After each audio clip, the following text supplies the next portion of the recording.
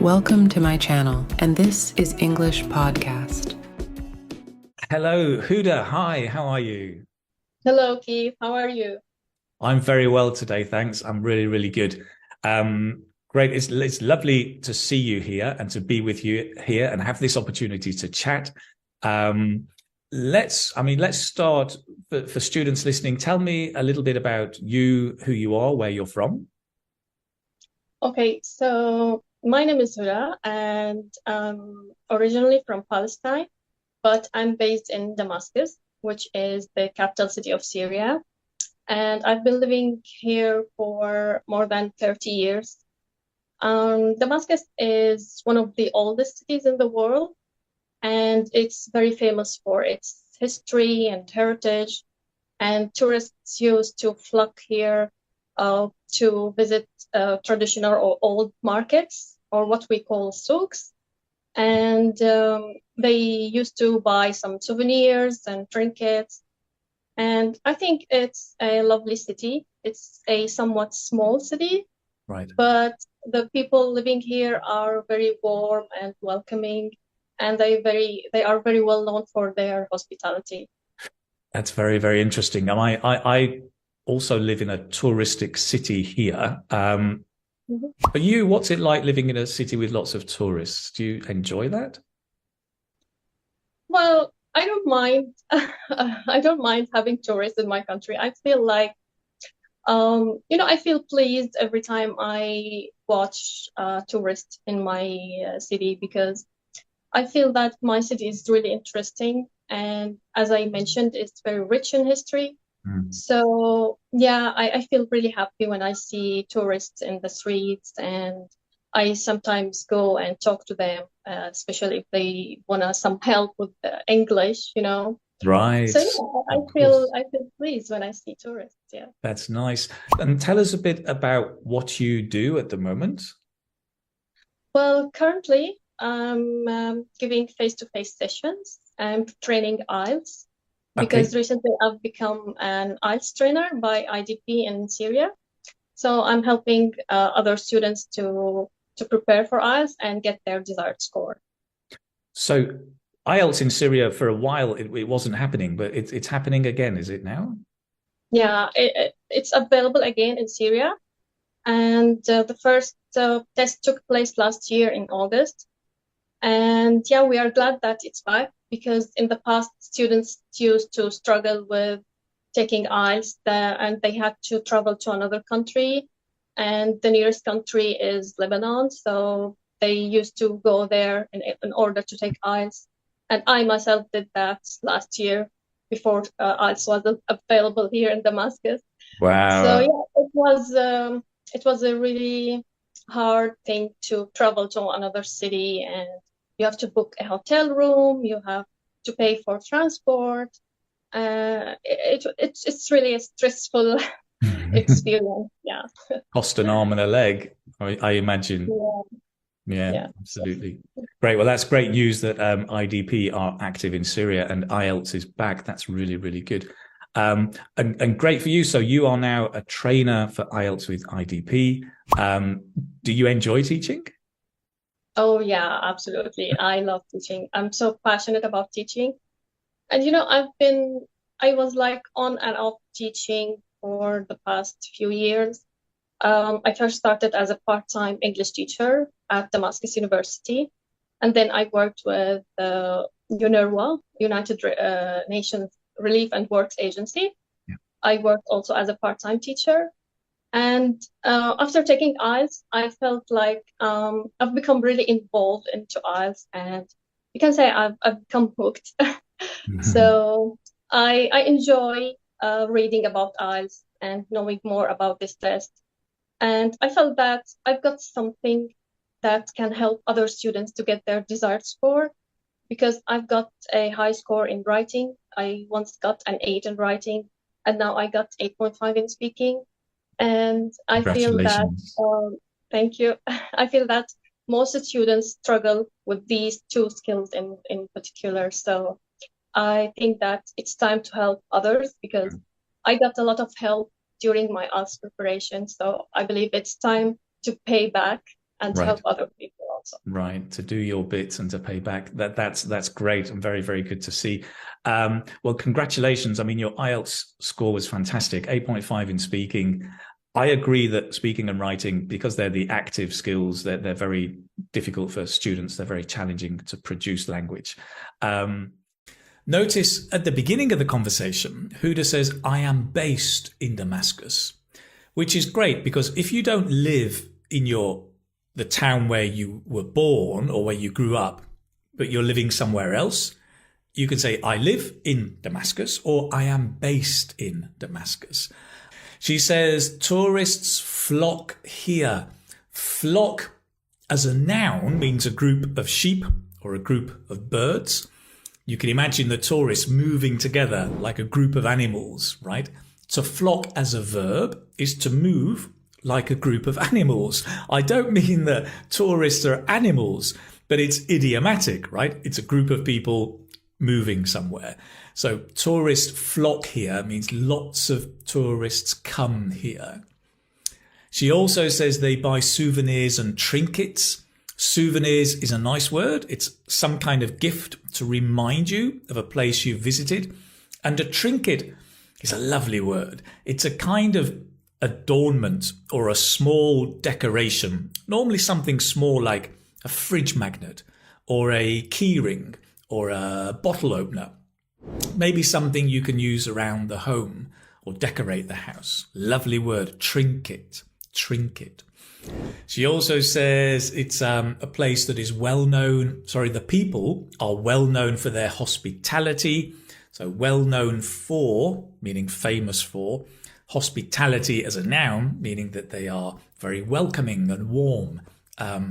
Also, it's rich in history. A city that is rich in history. To be rich in, good preposition, rich in history. It means it has a lot of history, right? Basically. And finally, she says that I was teaching on and off. On and off, a bit like flicking a light switch on and off, means I was teaching a bit and then I had to stop. Then I was teaching more, kind of a part-time, but sometimes having to stop teaching. So I was teaching on and off for several years. Great language. Let's move on.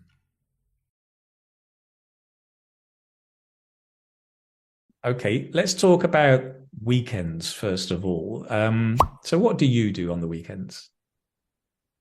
Well, during the weekends, I tend to sleep in because during weekdays, I usually get up early in the morning because I have to prepare my son for school. And during the weekends, I think I like to spend more time in bed just to relax and chill out after a long week of getting up early. Mm-hmm. So I usually start my morning with a cup of coffee and then I start doing some housework. Right. Yeah, that's how I spend most of my weekends. Of course, I scroll through my social media account and I spend a relatively so much time on Facebook. I must admit that. Great, that's interesting. And when you were younger, like as a child, did you spend your weekends in the same way? Oh, no. When I was a child, I used to go out with my family in order to visit some relatives. Sometimes we would go out and have lunch outside or in a restaurant. So yeah, I believe that when I was a child, I used to enjoy weekends more than now because as you are getting older, your responsibilities are getting more and more. And so yeah, I think when I was a child, life was much easier than now. So yeah.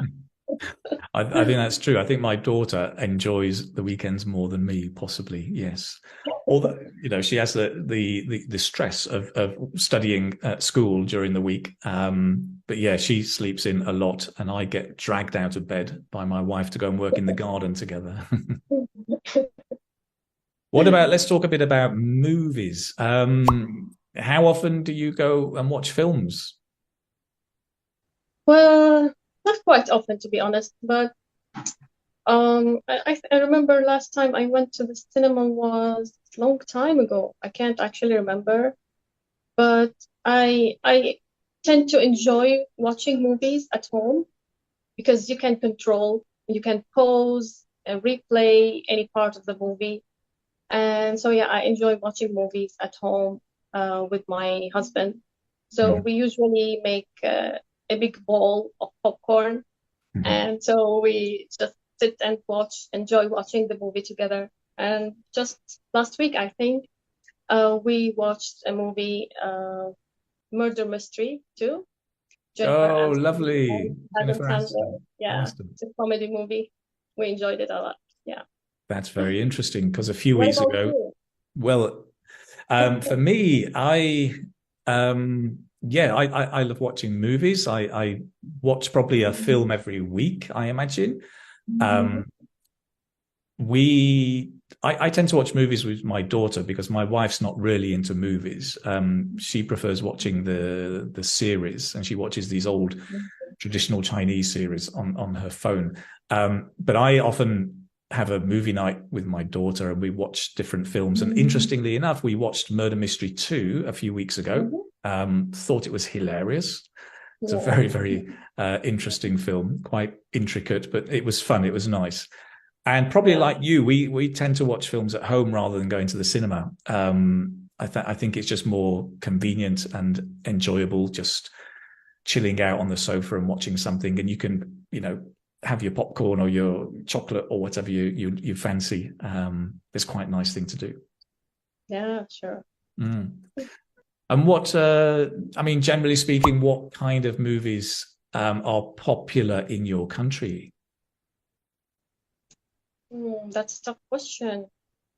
I think it depends on the person themselves. Like some people might like comedy movies, while others might like crime, and they feel that they are really into crime movies and they like watching such kind of movies. So yeah, I think for now or nowadays, people prefer to watch comedy movies. They just want to laugh and chill out, because they are very stressed. For me personally, I prefer to watch comedy movies and romantic movies, you know. It's interesting you mentioned Murder Mystery 2. A lot of people think now that Hollywood is taking over the world, kind of in the film industry, and local film industries in countries are being destroyed. Do you agree with that? Oh my God. There's a curveball for you. What a great question. Well, I think it's an example of part three It IELTS is. It question. is. Yeah, probably. This is where the questions are getting progressively harder. That's right. It Yes. is a very Keep good you on your sign, I think. toes, Huda. Yeah. Well, let me ask you this question. What do you think? That's a good strategy. By the way, students, don't do this in the exam, but yes, very Yeah. good strategy. What do I think? I think to a large extent it's true. I think the European films tend to be very pragmatic and down to earth and about everyday life. And that's what makes them very intimate and very attractive, I think, to European audiences.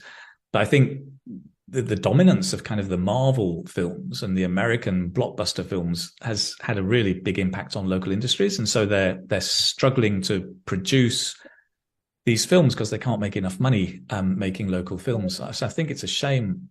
That said, I was thinking about this actually, and I realized now on Netflix you do get a lot of foreign language films.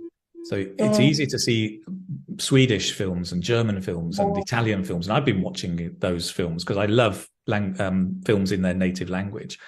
And so there is a resurgence of kind of local films from local countries becoming, because they're almost trending or becoming popular maybe because of languages. That's what I think. Oh, yeah, I totally agree with you.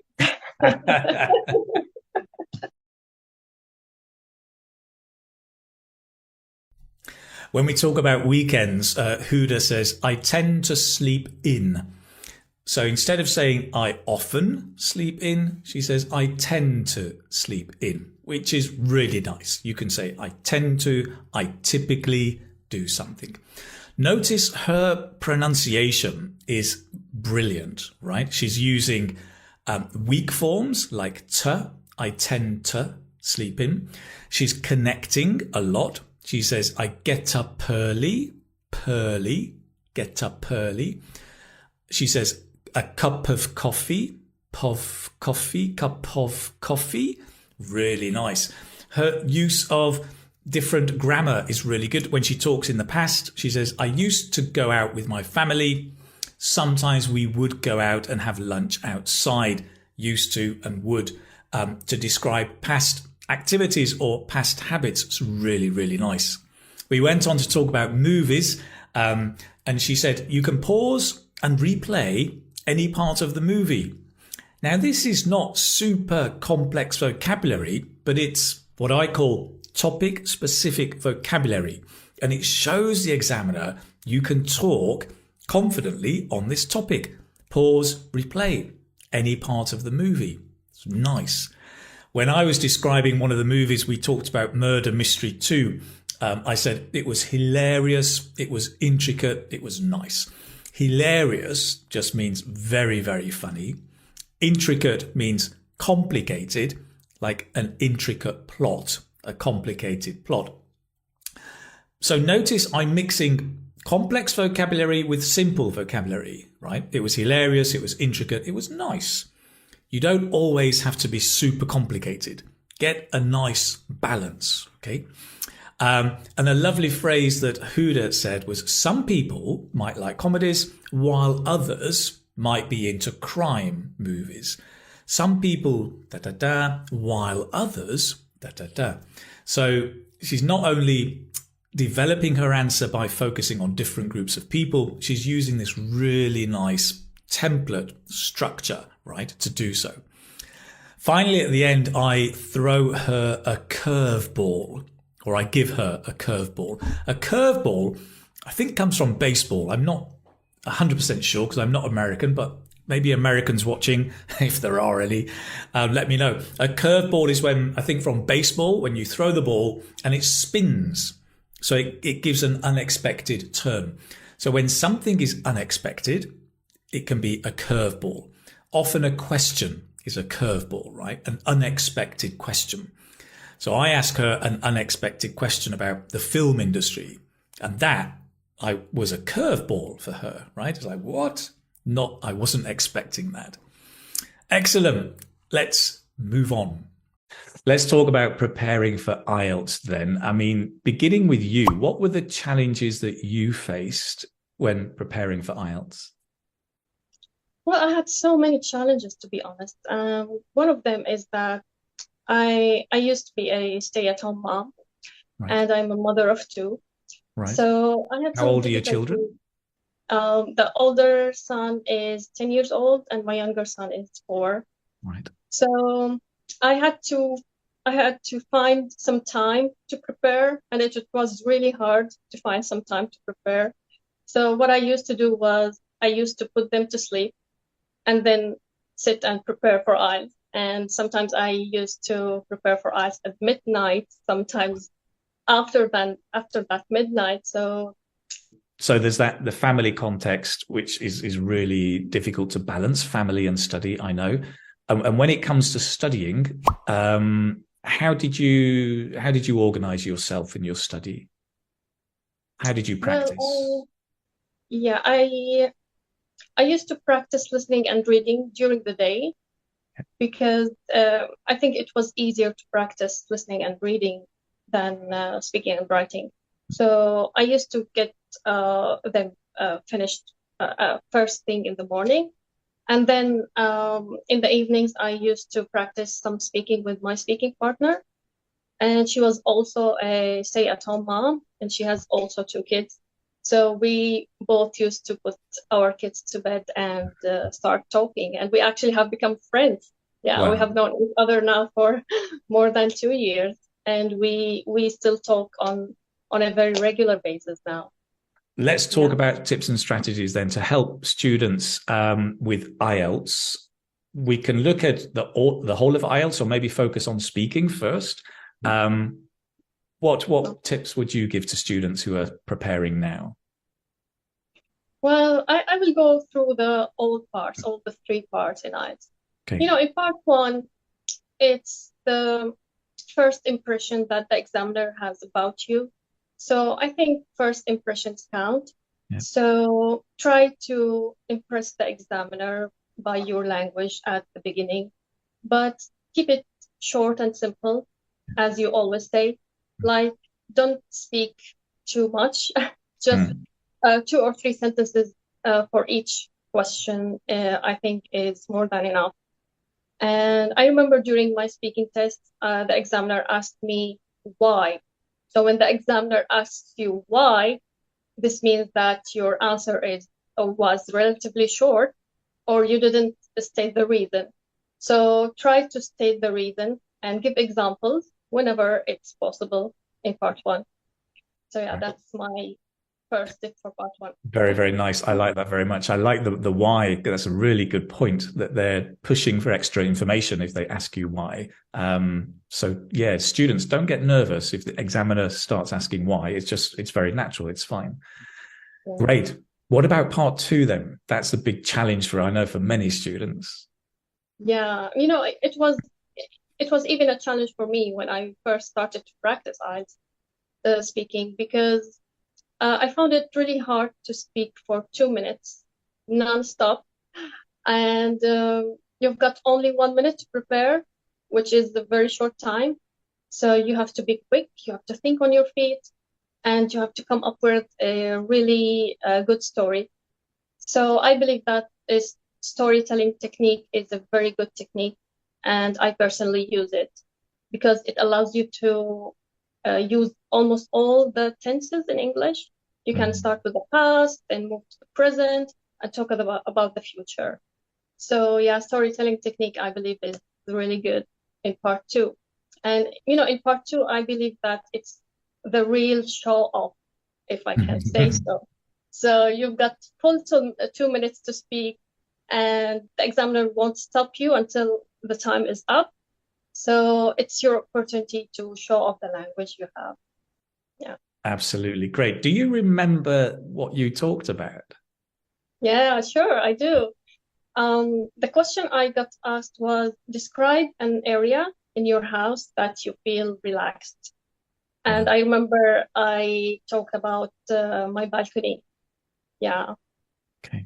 Right. I can remember it quite vividly. Yeah. Right. Part two, I think part two is always describing a person, an object or a thing, a place, an activity or an event. So try to be prepared to talk about all of these. Absolutely. Those are great categories. Lovely. And then moving on to part three, what about your tips for part three? Well, part three, I think, is your last chance to show off the language you have. So try to do your best to show off the language you have and to extend your ideas, your answers. I think part three is more general, and you have to keep it more abstract. And it's not similar, or I think part one isn't similar to part three. Part one is all about yourself. Yeah. It's all about you. You've got some personal questions about your likes and dislikes. But in part three, you have to think in a more abstract way, as I mentioned. And you have to think about other people. It's not about you anymore. It's about other people and your society or your culture, your country or other countries. So in part three, I think the opinion, reason, example is a very good method to follow. And try to connect your sentences with some connectors, use signposting, and try to give examples whenever it's possible. Yeah. Nice. So you're developing your answers. Opinion, reason, example, opinion, examples, reasons. Yeah, there's all good things to include there. Very, very nice. Part three is quite challenging. I know a lot of students say to me that they feel they get interrupted a lot by the examiner, that the questions are so like rapid fire. Did you have that feeling?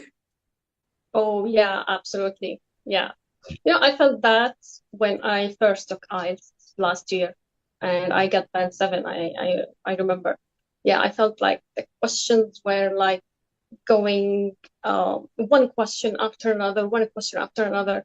And I didn't have time to think about them. And I got some really hard, tough questions Yeah. that I felt like, oh my goodness, what question is that? Yeah. So, yeah, yeah. Part three takes almost 4 or 5 minutes. Yeah. And I remember once an ex-examiner told me a really good advice about part three. He Mm. said, try to think about part three questions the same way you think when you want to write an essay. Mhm. So when you want to write an essay, you have to explain, extend your idea.